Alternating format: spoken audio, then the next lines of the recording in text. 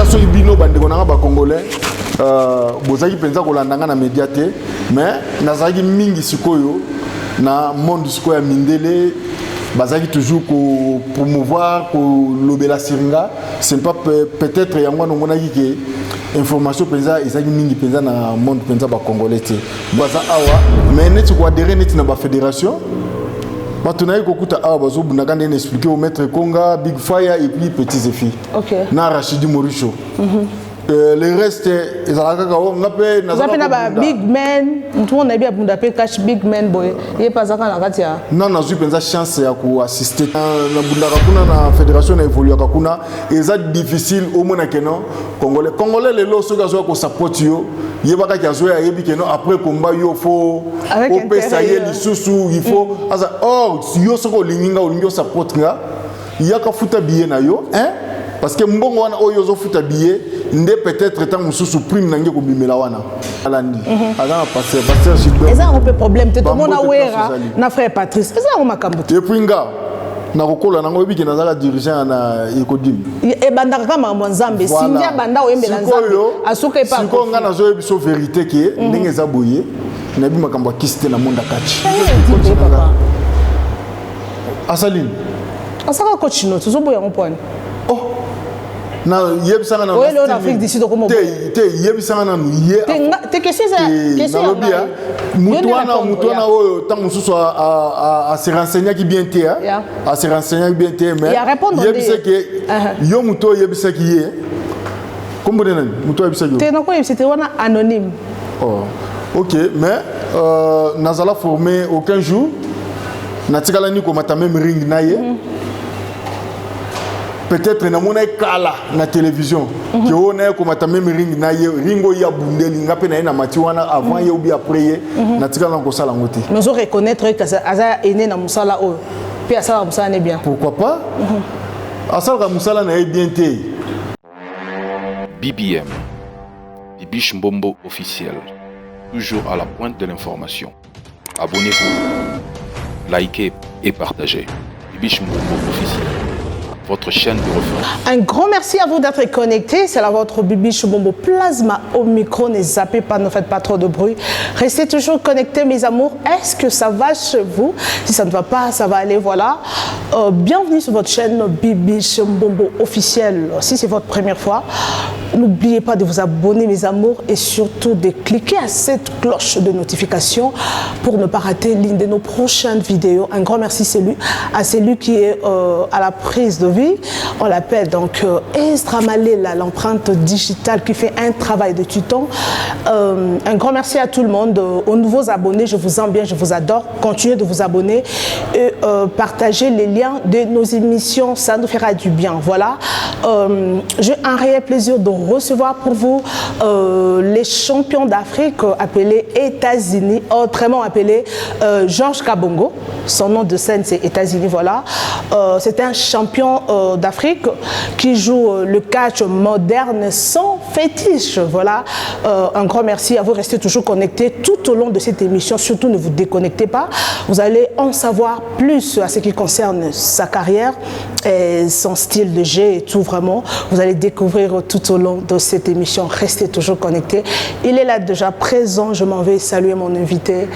Bonjour, Georges Kabongo, États-Unis. Bonjour, Bibiche Mbombo. Bonne santé. Non, ça va très bien. Santé calme et posée. Oui, santé ça très bien. Par la grâce de Dieu. On se peut lire trop. Nandenge invité l'émission na yo. Donc merci, ngande fona remercier, on a comprendre ce que donc merci quoi. OK, voilà champion États-Unis au bunga. Ba tobele ba mona ba champion États-Unis à l'Obarate to yebité akoma wa ba ba msusu o ba yebi ki oza la scène msupe ba yebité champion États-Unis biso to yeba yo na Congo. Depuis Congo, champion États-Unis à Congo et le champion États-Unis a se retrouvé à Wanakati à South Africa. Avant tout, quand on a la profondeur, qu'est-ce qui a fait que tu jouais, tu te battais plutôt au Congo, champion d'Afrique. Et puis aujourd'hui, tu te retrouves ici en Afrique du Sud. Qu'est-ce qui a fait que au Congo, au Koma en Afrique du Sud, qu'est-ce qui s'est passé au fait? Bon, normalement, dans le Congo, on a des raisons personnelles. Ok. Pour les d'une qui a talango dans les médias. Mais à ce qui concerne la carrière sportive, donc dans le Kinshasa, dans le Congo, disons pour Angola. Angola et puis on se retrouver dans l'Afrique du Sud. Okay. Sauf que dans le parcours nanga na tika ki te ko continuer ko sala lisano o batutu ba yebelinga na zo sala ya catch et puis ko promouvoir catch moderne ça fétiche na continuer qui toujours ko sala ngo parce que ba o ba yebelinga na Congo ba yebakinga attaque champion de Kinshasa. Okay. Champion Interpool Malebo. Yeah. Et puis nandenge na kokoma awa lelo par rapport à la continuité dans un champion d'Afrique donc c'était pour des raisons personnelles. Raison personnelle, okay. Mais nakokai kotika sport on a sala gâté. Nazo continuer ko sala yango, yango pendi muto sala keno lilo na koma na sommet ya Afrique na catch moderne ça fétiche national. OK, peut-être que muto moko na kin kuna kimisa ki na yo yo ko bata mande na Afrique du Sud. Ah peut-être pour ça là qui peut et pas kamara mo pesa na ngobra bongo timoyo lo ba pe la TV zate. Ya on a besoin que nous avons des raisons personnelles. Et ça n'a tina te que nous on a italango awa. Alright. Donc mais okima ki Steve Nanga. Donc ce qui est makambo bitumba tokolo bela makambo bitumba te donc nanga Steve place azali nazo pese bambota tout et puis ba bonne guérison parce que na yebi que dernière combat on a bundaki na ye si lelo aza malade aza malade juste après combat donc na souhaité ba bonne guérison et puis nzamba continuer ko battre là quoi. Donc c'est ça quoi. Mes amours, je vous signale déjà que le champion États-Unis a joué 10 combats de titre, 7 victoires et 3 perdus. Voilà, donc Boza toujours Wana, Boye, et puis nous allons vous proposer en image combat Oignon soit Bunda vraiment. Toi, Bosso, tout ça, il faut tout simba dans le boko. En tout cas, vraiment tout soulever Bendele, il y a Congo Kinshasa. Champion, tout le monde a ceinture. Sur Tolobi, Tolanda, donc tout banana nous, na parcours na yo. Comment tu as commencé catch parce que biso na Congo tout le monde a catch oyo sport oyo catch surtout eza biloko moko en bat bazo Congo na valeur te quoi catch eza ba toi kisi catch eza ba tout moko donc na Congo na biso surtout bat bazo Congo na valeur te donc yebisa biso comment tu as commencé ta carrière au comati na niveau comme catcheur. Bon, on a pensé sport na bandi de bas âge. OK. Na bandi na lutte gréco-romaine. Na club Texas et pas mettre nanga vent à V8 le turbo. OK. À passer à catcheur après avoir aussi sa lutte gréco-romaine, na aussi la libre olympique. Après aussi sa libre olympique, c'est comme ça que a passé à catcheur. Alors tant on a bien qui catcheur ils ont catch na Congo ils ont une sorte moko boye bato bazali ko jouer la yango alors ils allaient quitter que non fallait qui ko sala yango lolengi wana parce que catch les sport ndenge to mona ka sport non surtout boxe judo place na otaki na lutte full contact donc bas sport non surtout des combats disons. OK. C'est comme ça nagi ko kutanana entraîneur moko Ndie Mutombo o bandaki ko joa déjà cours ya catch online à partir ya Amérique.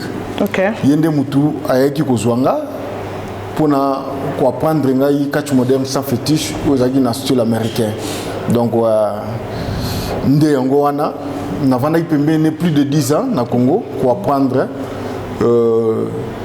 de kosala union des catcheurs congolais acquis au changement au babengi na kombo ICCAC.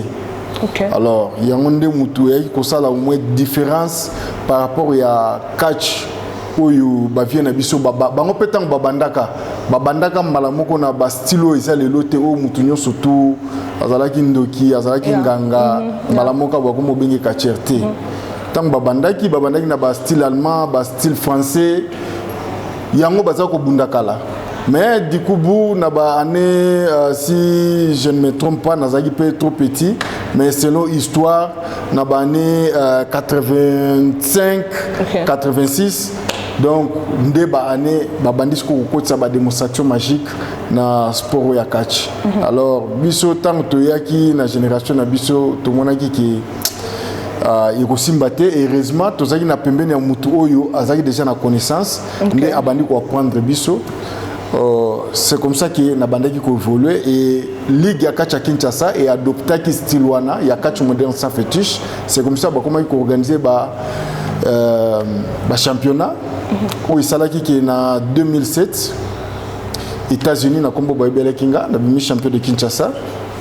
2009 na eu ma champion pour Malebo et puis 2011 na eu ma champion ya Turbo King. OK. Ezaki eza ba produit moko itekama na Congo kuna bon.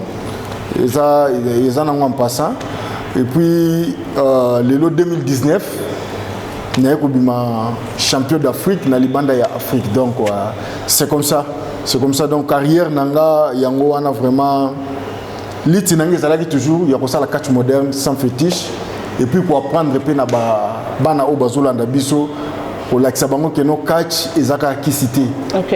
Catch eza sport ningi ba sport no surtout ça donc c'est ça. OK, parle-nous un peu parce que liboso bané antérieure tobando mon on a tenu les États-Unis au bando là donc États-Unis drapeau États-Unis et subitement comme ça tout le monde a remis drapeau à Congo Kinshasa. Qu'est-ce qui a fait que changement wana et ça là dans les États-Unis moi que mamozo simba tobitika na zonga na bokoko na Congo. Non, il ne faut pas même ceux qui osent ça dans la mission kolobela penza ceux qui bokoko na sens que non d'origine congolaise c'est mieux.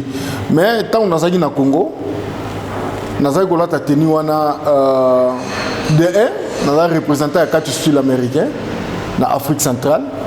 Et puis de deux fanatique nanga par rapport à la victoire nazaki kozwa depuis nazo ça la lutte et puis nandenge na catch niveau ndenge nazaki kobetela bon na monde mututo yebi que grande puissance des États-Unis hein. C'est comme ça bazako benganga États-Unis mais batoyo bakomona que ne ko gêner bango peut-être pour benganga États-Unis kombo babotelanga eza George Kabongo Ntambwe. Donc beaucoup benganga pe George ko benganga Kabongo et ko gêner ngaiti. OK. Mais ba fanatique oyo balinganga o bamona ba démonstration bamona niveau ya commanding na zako bundia babino. Oyo photo peseka kombo ya grand pays. Okay. Donc c'est comme ça omuni mingi net mettre konga ye mingi nga benganga grand pays. Okay. Donc c'est comme ça. C'est comme ça donc ndenge na zoela kombo ya ngwana mais tennis ko ya Congo na ekola tango tango na komi awa na Afrique du Sud et salike na lati tennis nanga ya États-Unis na sa kolata premier combat tango na bundi coach wana parce que pour le moment na zo évoluer na troisième grande fédération ya catch na monde. OK. Eza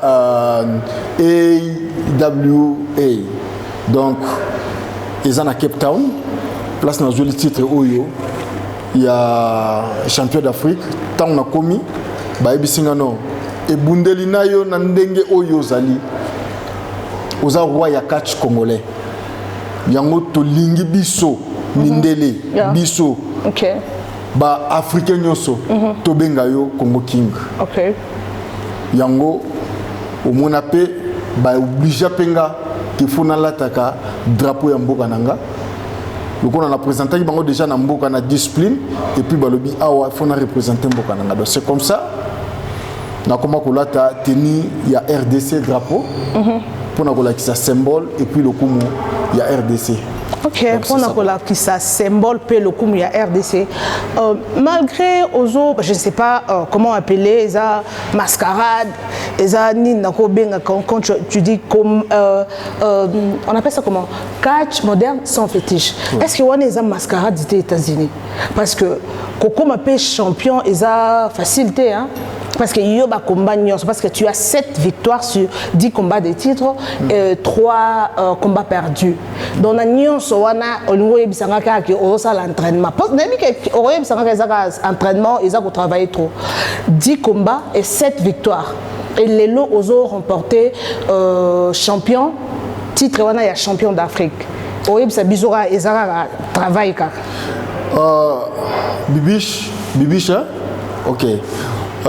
Bibiche Mbombo, j'espère que qui c'est sport pour nanga na yebi ke batubele ba ko douter parce que depuis Congo na lobakango ngana sala ka catch moderne sans fétiche na yebi makambo ki cité na makambo catch o kisi na yebi yango te na yebi ke bato belé mais bato yo bundaka na bango bazana kisi bato o nga na bundaka na bango soki aza féticheur na ko bundana été l'exemple typique nazaki na Angola ba kachero bazana Angola ba yebi na camp militaire ya fa ezaki organisation munene na camp militaire ka ya munene ya basoda na Angola babenganga pona ke ndeko bunda ba futinga caché nanga parce que n'exigeait bon qu'il fana bunda fo futanga caché mais tant on a matal ko ring et puis baye bien bien président wemba place azali bambota trop place azali maître turbo bambota trop na yebi ke na Angola ba kolanda mission oyo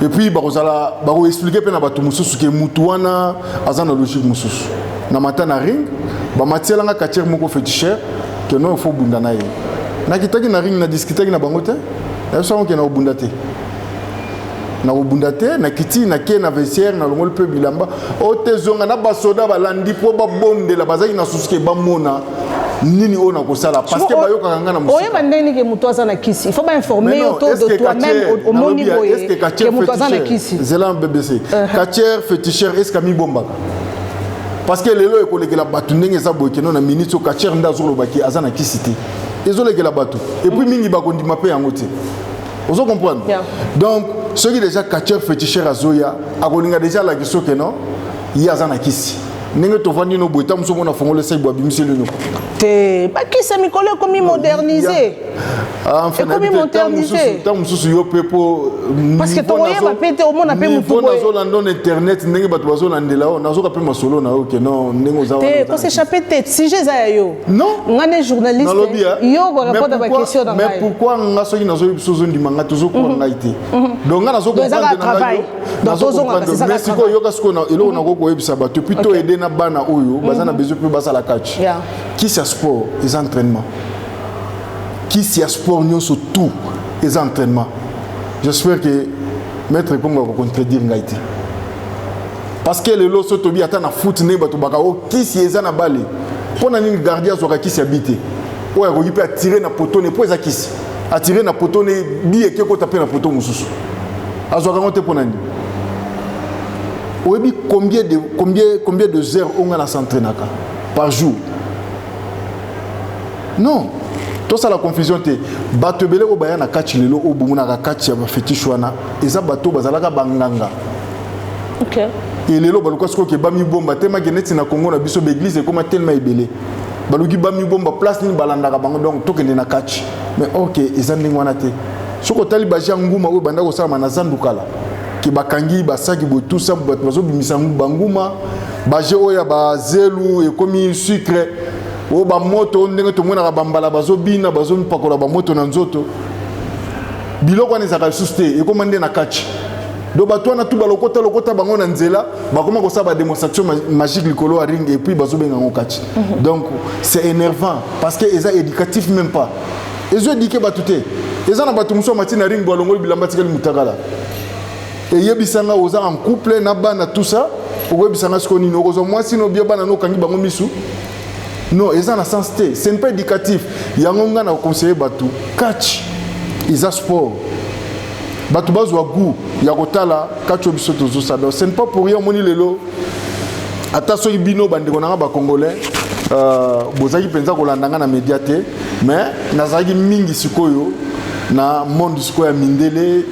Bazaki toujours pour promouvoir pour lobela siringa.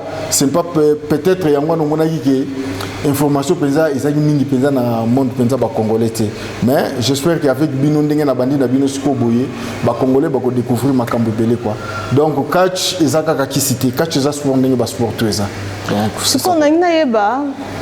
Et puis, internaute, un grand merci déjà à Rebecca Wachin depuis Allemagne, fidèle internaute, il y a fidèle téléspectatrice, il y a émission Oyo. Un grand merci surtout présence, il y a Maître Konga, na Madame, et puis les autres, Kaba et tout, pour l'assistance Nabango. Donc voilà, bon s'abonner massivement. Monde entier, parce que moi je pose des questions, et ça, Oyo, dans la question, Toya, pour me camper, pour éclaircir biso différence, il y a catch oyo bino ba congolais bozo sala bino ba ndeko na biso ba congolais bozo sala na oyo ba américain bazo sala est-ce que ça a style ya catch moko ou est différent parce que eloko wana ya mbriara batu bien combo catch ils a combo bon, style de jeu peut-être style de jeu ils a différent ba congolais nous sont toutés parce que ils ont une grande partie ba congolais pour comprendre catch na ndenge ba comprendre on a autre expliquer awaki basala ka démonstration magique et puis bazo benga ngo catch mais oyo neto ngana zo sala na ba américain différence c'est parce que na bunda bango déjà awa OK si ce n'était pas pour le coronavirus oyo ils ont que tout se protéger ernion surtout donc na mois de mai c'était prévu na bunda na WWE awa na Afrique du Sud avant que na ko défendre titre na ndenge na soutango na Congo parce que ba demande des ebele pour que nous na bunda combat défi alors nga États-Unis nga George Kabongo Congo King. Différence Congo King voilà. États-Unis. Différence différence exacte entre Kachonga na Zosana na américain. OK. Exacte. Attaque yo meneur du ring petits et filles. Maître Konga et puis il y a quelques Congolais. Nabi Kaima Junior Aza na France. Donc basala kayango. Ezakangam na bandiko bundela catch moderne sa fétiche te. Boyebi grands Zéfi. Lubwela Zéfi Kachero ya kala. Lelo kombone yo kanaka susté na milieu congolais. Mais akangama na milieu mindele, c'est par rapport ya bêtise oyo amona ke ce gars bien continuer ne loko oyo bango bazaki ko sala kala et ko meme nulle part. Yango mona lelo catch na biso ya ba congolais et sukaka kana Congo Kinshasa, Angola et puis Congo Brazzaville. Okoyo kabango te nulle part. Na ya na mboka oyo tango na komi na kuta ba kachar bazebele awa. Neti banani oyo kuta. Nakuta Maître Konga. OK. Nakuta Petit Zéfi, meneur du ring. OK. Nakuta Big Fire. OK. Bato bayaki ko yambanga na aéroport tango na komi bango wana. OK. Et puis bango ba poussenga. Toyebi ke yo za mutolingaka musala o lingaka catch. Ba meminga na club ya Bafaya. Ndé kuna bandi évoluer na wana wana zo sentir à champion d'Afrique. Ndé na kende Cape Town na kesko ko kutana na Rachidi Mauricio. On a zopé sa bambota trop place à Zali. OK. Yende mutusko azwa kinga ake sikoyo koko tsanga sikoyo avec beaucoup de tests na AWA na troisième grande fédération ya catch où siège nango ezali na Afrique du Sud depuis na Cape Town. OK. Donc c'est comme ça quoi. Bakachero na kutana ki opena munana ki na bango obayamba kinga. Donc bango wana kwa na milliers congolais. Donc c'est ça. OK, voilà. Quand est-ce que Ozwaki ceinture ya champion d'Afrique? Champion d'Afrique, si je ne me trompe pas, date peut-être cause à l'Ebungi, mais depuis 2019. OK. Mais depuis Nazuyango déjà, na défendre Rango deux fois. Na défendre Rango deux fois. Et c'est la troisième fois qu'on a défendre Rango. Donc c'est comme ça quoi. OK. Yeah. Alors comment ça s'est passé? Parce que déjà en image, on a déjà image pour ya combat ndenge et solek. Alors comment préparatif il y a combat c'était comment pardon est-ce qu'il y avait aussi des Congolais au Bayaki pour na ko support yo donc comment il est qui ndenge combat on a avant Ozwa ceinture il y a champion d'Afrique. Vraiment netina na ndenge mboko yo. Ba Congolais oui premier combat na bundaki ba Congolais ba yaka ibele ba yako support nga par rapport à ndenge ba yebaki na Congo na bundaki na numéro 1 ya catch Afrique Sean Cohn na bundaki na ye ezalaki to bundaki net match à 4. OK. Nga nazaki na Rachidi Sean Cohn azaki na Johnny Palacio to bundaki mais to perdaki combat wana et puis deuxième combat to ko bunda to gagner. Après victoire, Sean Cohn a eu problème ya Kingo. Bah il a opéré. Alors pour le moment, n'a souhaité pas le sous bonne guérison. Azo bundali sous-souté. C'est comme ça. Parce que tant qu'on a qui n'a directement un défi pour nous toza na titre au champion d'Afrique. N'a qui na défi. C'est comme ça que nous y a tikaki et puis bah il a biso que nous to bunda. Oya ko gagner na biso bachaki biso tozaki au moins 5 6 na ring ezaki na marque ka Royal Rambo ndenge komba wa Turbokingo ndenge bato mona wana donc tant to bundi yango nazaki muto na bangi victorieux et puis nde baesko kocha ngai na italien sud-africain Johnny Palazzo donc bunda pona boela titre c'est comme ça que na betakié na ko racheter titre ya champion d'Afrique donc c'est comme ça quoi et comme ça ngabu na kanisa ka chezaka ba congolais mais na ko kuta kuna ba zimbabwéen bazali ba nigérien banani alors tant on a comme la fédération na nazalaki facilité pour ba accepter nga entraînement préparation na mipesa ki ko am les lieux à facilité pour nous garder le titre où il y a champion d'Afrique dans le style américain donc c'est ça quoi. Ce qu'on a dit titre aux Anango, ceinture aux Anango, est-ce qu'il y a ceinture au-delà, il y a ceinture aux Anango par rapport à style de jeu? Non, Oezali, Oeza Milou. Ok. Milou, il y a champion d'Afrique. Donc, nous avons na Afrique mobimba. Na catch. Dans ceinture, il y a Souka, à part Oyo. Donc, Oyo, il faut que nous ayons intercontinental. Ah, ok. Donc, pour notre continent, c'est quoi? Que nos champions d'Asie, champions d'Europe, champions d'Océanie, nous sommes na bango. Bien champion d'Amérique, nous sommes na bango pour nous avoir le titre du continent. Donc, pour le moment, nous avons envié en Afrique, nous avons envié peut-être que nous avons envié Neti Kachero Mike Alexander. Ok. Aza sud-africain, Mundele, yazo sengangai combat de filles pour na kubunda na yango na lobaki non combat oyo na kubundela ngo susu awate il faut que nous défendre le titre oyo devant peuple congolais et puis devant mon président que je salue aussi Fachi Beton donc na yebika bientôt pour nous défendre le titre. Ok, merci beaucoup. Quand tu as parlé de Fachi Beton, parce que tout le monde qui confrère Nayo, parce que Bidon Yon Sobo ça sport, n'est-ce pas?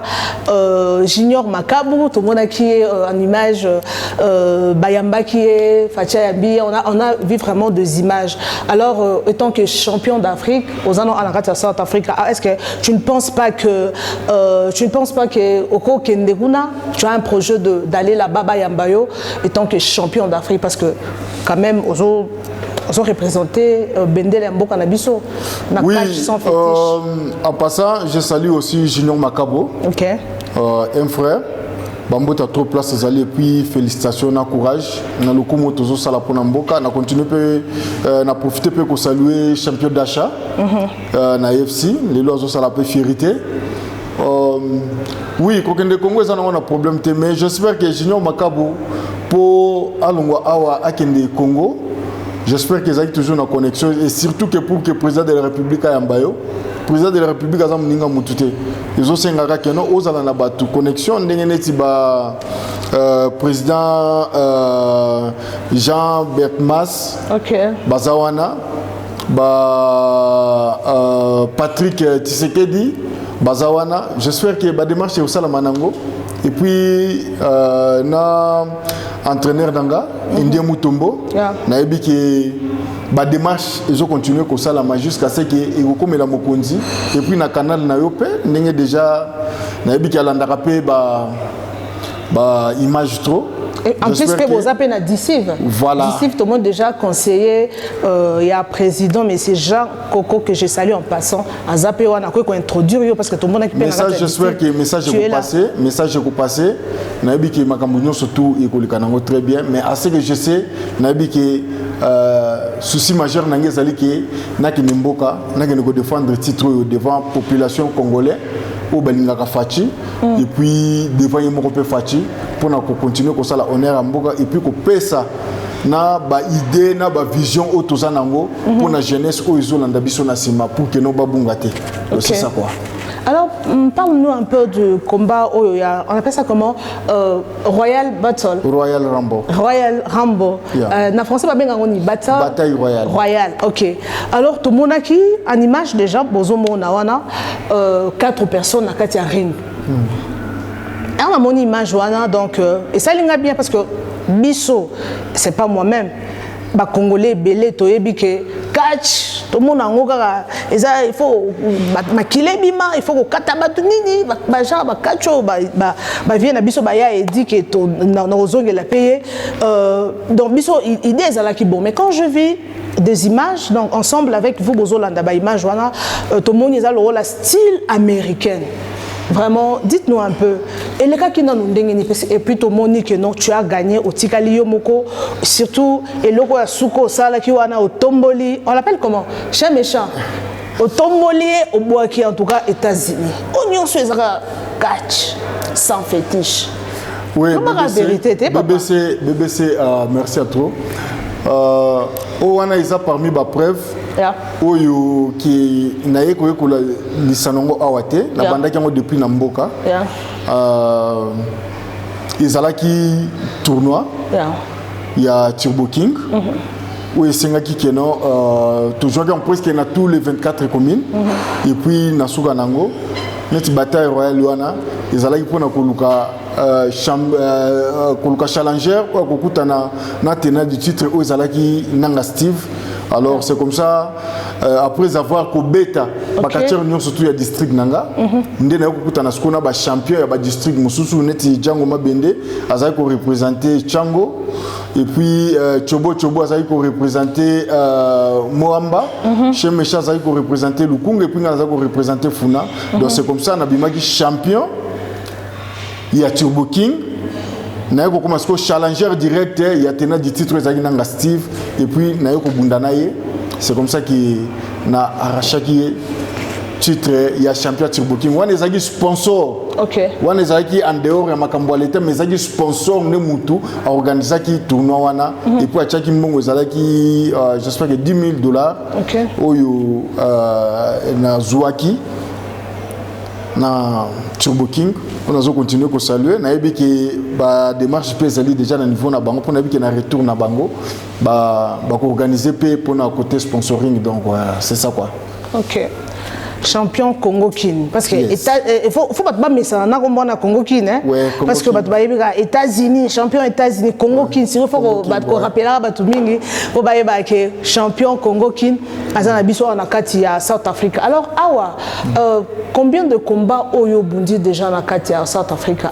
Est-ce que on est sous question, il y a aussi des Congolais oyo bazocha ba moyen na bango en jeu pour qui va organiser comme par exemple les combats hein ba chaka ba combat wana.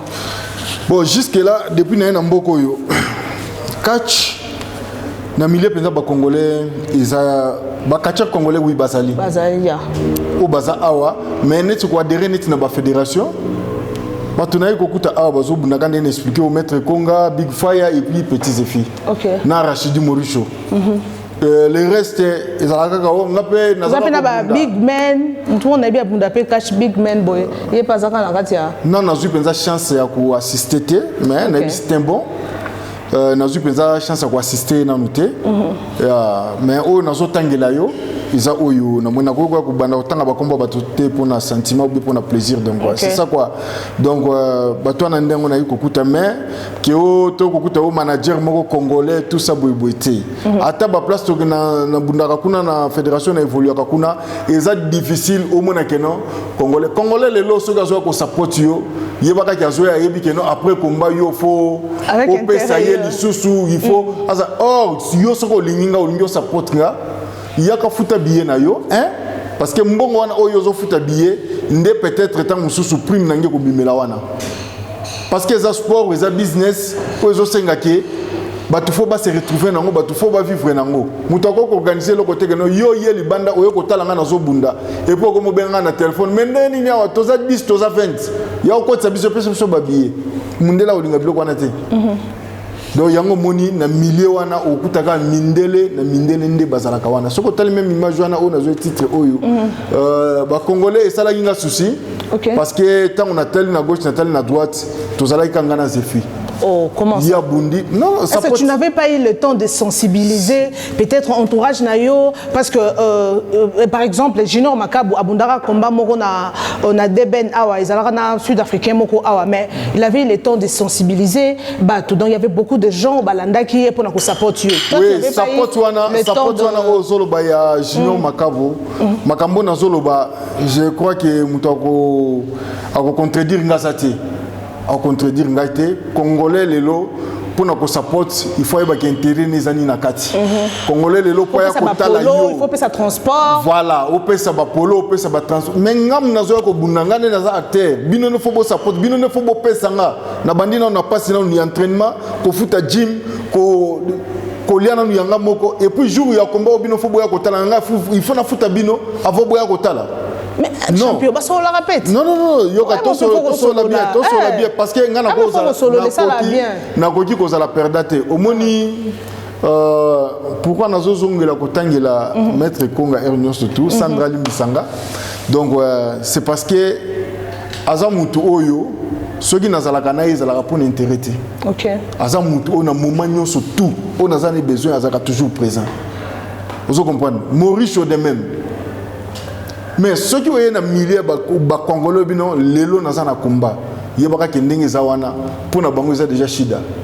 Donc tant ozo kende, il faut toujours au pesa. Au pola au gagner. Tant ceux qui au poli mbala moko ekomi sija ko tonga sija ko fini. Wana ezaka Congolais ya South Africa a to ya Congo parce que en image na monaki excusez-moi en image na monaki na combat moko bunda qui avait beaucoup de supporters bango popisa ki bango monté bazaka ba fanatique na déjà na Congo na Congo na zaki na ba sponsor OK o bazaka ko sala makambuta musuke nonga na yebite mais bango basali muto asali polo a chelongi nanga mais abengi nge puis afutinga OK batu balati na bango muto alingi États-Unis akola tezana muto musupe asali sipe polo na ndenge neti Eric Loutre wana masananga sana na banque centrale donc yi azaki asasi ba polo na ndenge na ye apesi pe batone na ndenge na bango ba ye ko support wana nde support na linga les anini pour soutenir quoi wana izande soutien qui opesi oye ko tala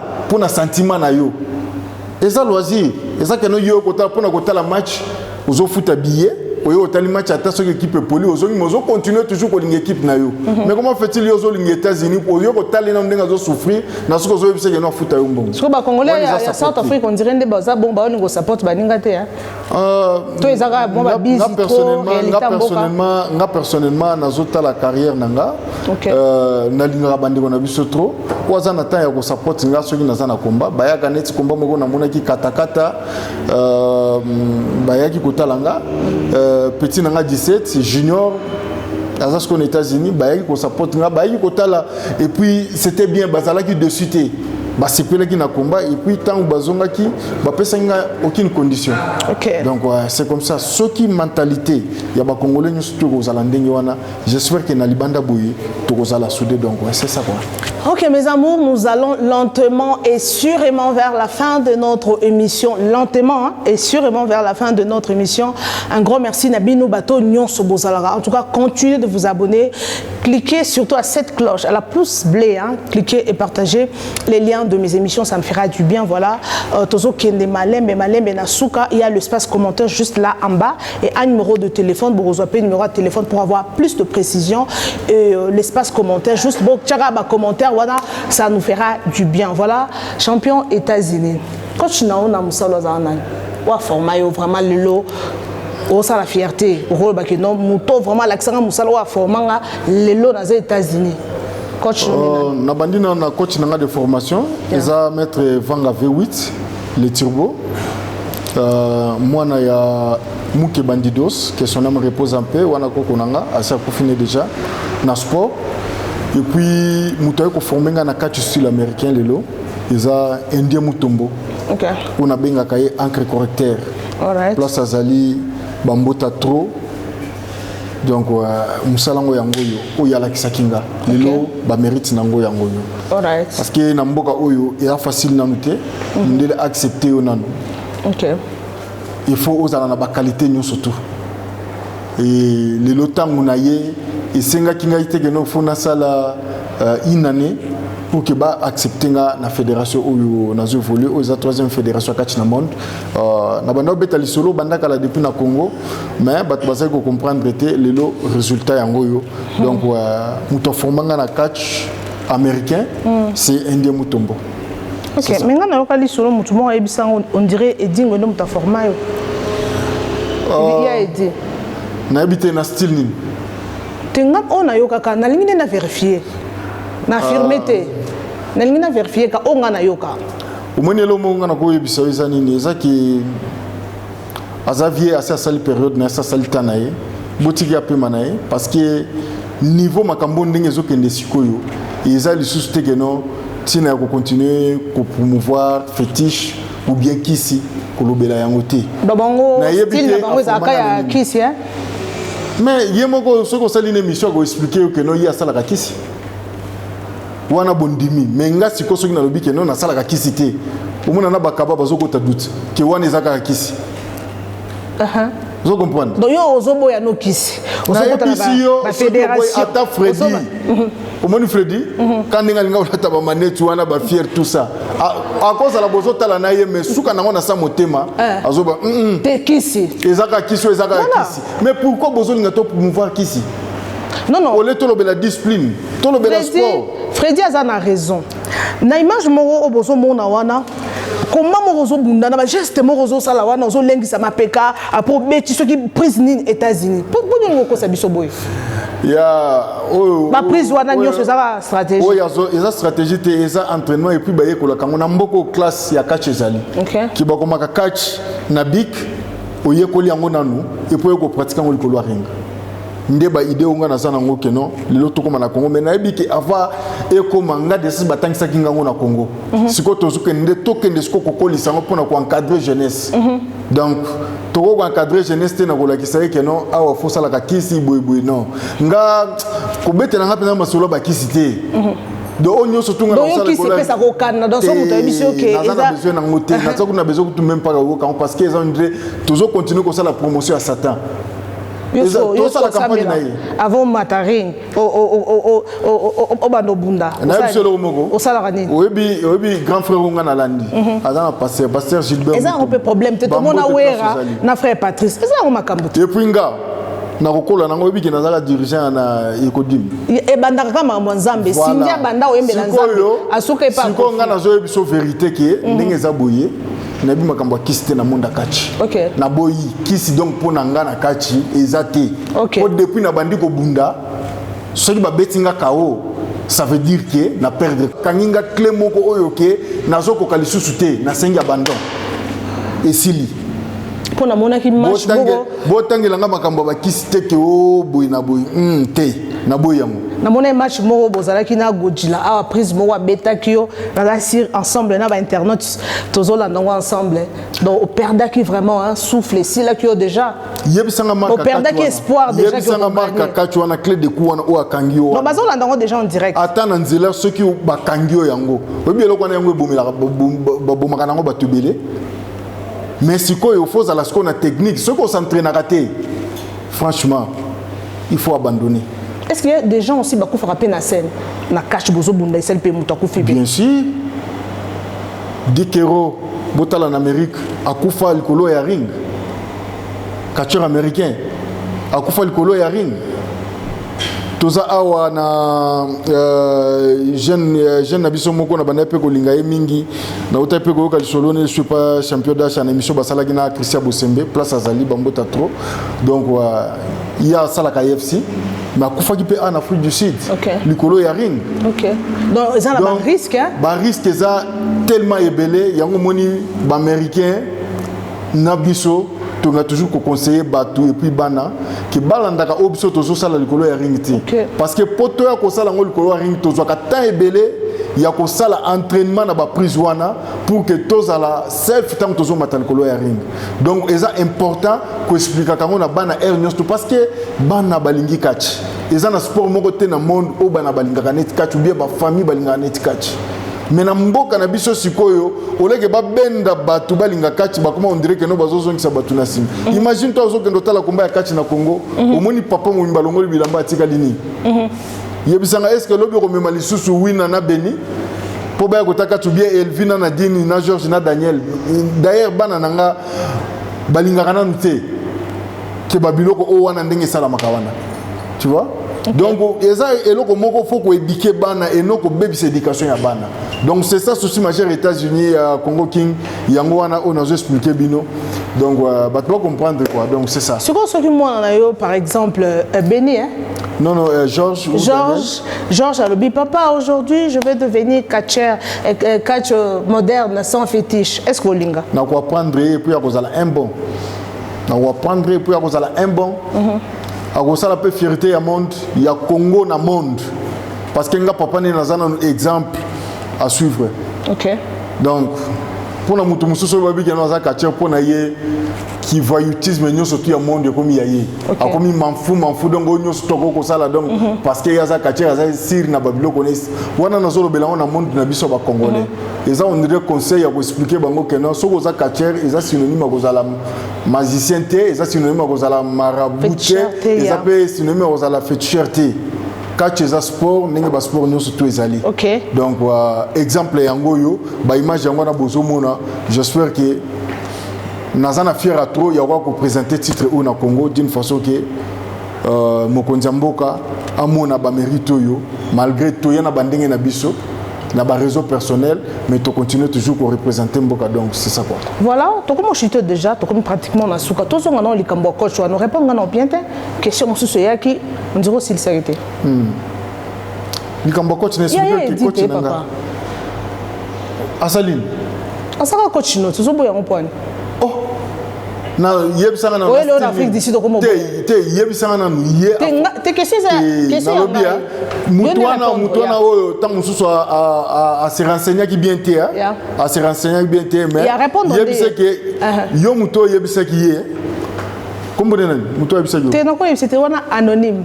Oh OK mais nazala formé aucun jour na tikala ni ko mata même ring na ye. Peut-être na mona kala na télévision que on est comme ta même ring na ringo ya bundeli ngape na na matiwana avant ye ou bien après na tikala ko sala ngoti mais on reconnaître que aza ene na musala o puis asala musala ne bien pourquoi pas asala musala na bien té asala carrière na ye asala carrière na ye et puis suka nango akoma ye moko lobakango akoma ko sala ne kinganga aza magicien pour nanga na ko bengi ndingi wana. Mais quand tu as sala lilo franchement batu batala ta ba image bino bozo la kisa awa na ebité na batu ndenge ba yebele bandendinga bunda na ebité ce katika la bunda style. Donc c'est ça quoi. Différence c'est ça qui est différence c'est ça qui est bango bazo sala ba démonstration magique et biso tozo sala catch comme sport. OK. Différence ngwana. Biso tozo appliquer prise tozo appliquer endurance tozo appliquer sport na condition normale sport de combat quoi mais bango norme nyonso voilà bango basalaka ba démonstration magique basalaka ba démonstration magique parce que eko zala keno ozo sala nange misho bombala moko okomi komi konza na nzoto nini o babakelo machacha machacha babakelo e utu wapi so muta bongo so ayeke obunda na ye obunda te osenga bando te na osenga même pas bando parce que so ina ndimi ke na bunda na ye c'est exact pour que non na bomaye parce que azana résistance ante kunanga nyonso place ko soyer non écoute kunanga tout place ko soyer il faut se déchirer ou bien bukana na kati donc eza tegeno na koya wana pona ko sane ba ventile et puis na ko accepter ngote parce que eza modèle nanga te pour eza style nanga ite. OK. Donc c'est ça. Voilà, merci beaucoup, merci. Il y a trop passé parler ma question mais tellement je respecte votre temps dans le temps nabino est vraiment précieux pour nangai nabi ke botika banda ku nabino bofanda vraiment devant poste téléviseur bokoti sa bibiche mbombo plasma sans pour autant dans la permission nabi ke temps nabino est apprécié vraiment. Nous sommes pratiquement à la fin de notre émission. Une dernière question. États-Unis monde entier bazolanda yo bana o pe baza lelo baza pe na envie wana ya rosala musala o bazolando qu'est-ce que tu peux leur dire? bah ça peut dans vie que non un jour comme à catcher parce que image wana non et long non bah tout que catcher ça qui si ça boy qu'est-ce que tu peux leur dire un message pour bâtonnier sur Bazolanda ouais na batutu au Bazolanda ba fanatique dans le monde entier il on a website bango surtout dans le milieu congolais na go expliquer bango qui mutu mota ko sabino qui ça sport et ça entraînement qui ça sport et ça entraînement na pesa exemple moi à chaque fois que ceux qui vraiment na sport qui c'est là qui des gardiens peut avoir qui s'habille à quoi ko tirer balle na poteau na yé ko taper na poteau muninga na mususu OK mais tellement que et c'est un entraînement il y a un moment toujours ba 9 ba 7 ba 8 ba onde ba chakabi gardien azaka natana ko tirer tekeno et kende kota parce que inda zo qui c'est ya bi équipe na bango donc na conseiller na ba sportif travaux et continuer. OK. Nabano bazoya, ba jeune congolais, va continuer comme ça l'entraînement, ba mona ende mutombo, à prendre bango ba ozala ba meilleur, peut-être plus que États-Unis. Message à Souka, nanga ponanga peut-être na senga na mokonzi mboka. Vraiment va considérer biso ba sportif ya arts martiaux parce que génération future. Toza ba modèle pour na bango. OK. Lelo ceux qui biso toza soutenir, ceux qui toza na ba exemple autorola qui saka na bango que non par rapport à sport nga na salaki lelo tala na zabuyi mboke soutenir kinga ba ozala na sentiment un jour ba ko représenter pemboka na ba niveau moko ya likolo et pourquoi pas niveau moko mondial parce que lelo biso tozo continuer ko évoluer. Et puis demande nanga ona osenga sous na mokonzi mboka et surtout na gouvernement ozoya nazana souci na kitamboka pour défendre le titre nanga oyo il y a champion d'Afrique contre adversaire nanga parce que les gens ont commis la pression en Afrique d'une façon que non na défendre yango kaka awa na Afrique du Sud mais condition na pesa ki bango ezake non na kende ko défendre yango na mboka yango na senga ke mboka et le kandenge ne ko s'organiser pour na arriver nanga na adversaire comme ça na ba pende ni awa ko défendre ba na ko sepelisa ba fanatique nanga na nzoto adversaire on na kuta na parce que na bi ke titre oyo na ko tikala nango parce que naza le seul et l'unique na Afrique mobimba oyo na titre oyo donc c'est ça quoi. OK. Alors prochain combat prochain combat ndango na zolobela parce que naza tena du titre et Afrique nga pour le moment. Donc ose la mutoa senga yo combat. Voilà, non mutoa déjà. All right. Mutoa déjà mais condition nanga zakaka que non combat et bundama na mboka na ngai. Alors le ko sko nazo senga que non mboka nde et s'organiser pour que non n'a qu'à nous défendre quoi. Donc OK, un mot de la fin juste parce que tu as besoin de dédicaces non? Oui. To orolobate aussi bisika wana. Te wana ko zanga te na pesa na bambuta trop na président de la République Fatou Beton bambote nanga lisusu na président Jabert Mas Congolo. OK. Et puis bambote lisusu na mon frère Patrick Tshisekedi a participé lisusu bambote na banananga. OK. Elvira, Nadine, Georges, Daniel, votre papa est là. Sans oublier Maître Konga, Sandra, Kaba, Freddy, Bambota 3 place d'aller Maître Zéphie, Gisèle, Kapinga, Bambota 3 place Bozali. Donc Big Fire. Big Fire, Dissif, Bambota trop, place aux alliés. Au PC Langana, maman passe à Bambota trop, Deborah. Donc, na Cape Town, Mener du Ring, Rachidi Mauricio. Et puis, na Pessu Bambota na entraîneur Nanga Indien Mutombo. OK, merci. Na ICCAC, et puis na maman Nanga Marie Chitwala, na Ebiki, moi de la femme. Et surtout le lot. Surtout, le 8 mars. Voilà. D'après c'est Bambota Tro et mon grand frère, Pasteur Gilbert Mutombo. Donc, je vais belé na poto par-ci par-là. Donc, Bambota Tro, na Lingibino Tro. Merci beaucoup. Na yo beaucoup plus sous Balobi Kombo na yo sous plasma. Ah. Donc, on s'en a monté monsieur Ebi Kombo na été. Non non na yebi bibi. Mais ce qu'on a eu Kombo mo Fredi Ebi senga au plasma. Plasma. Ah voilà. Okay. Donc on a confirmé quoi. Merci beaucoup. C'est ça. Voilà, un grand merci à vous. C'est déjà la fin de notre émission. C'était là notre invité Congo King, il s'appelait auparavant États-Unis, mais c'est Waza Congo King. En tout cas, vraiment, un grand merci pour avoir accepté notre invitation. Un grand merci. C'est à moi de vous remercier. Et voilà. Merci à tout le monde qui nous a assistés. Merci surtout à mon réalisateur Esdra Malel à l'empreinte digitale, le doigt en or, qui fait un travail de titan. Un grand merci à toi et à tout le monde qui nous a assistés. Nous vraiment assistante. Nous Congo King, autrement dit champion États-Unis, vraiment. Na entourage na bato balingi tomoni présence ya maître Konga na molonga na motema ya mama Sandra tomoni mama Gisèle vraiment le journée de la femme bango il faut valoriser bango parce que c'est la journée de la femme tomoni Freddy tomoni Kaba vient dans sexa makasi na moni lelo mais donc en tout cas vraiment il est vraiment intéressant. Un grand merci surtout à ma maman chérie, bonne fête de la femme, à ma maman que j'aime beaucoup, maman Galula Astrid, un grand bonne fête de la femme à toutes les femmes du monde. Excusez-moi, aujourd'hui, je ne suis pas en panne. Mais après,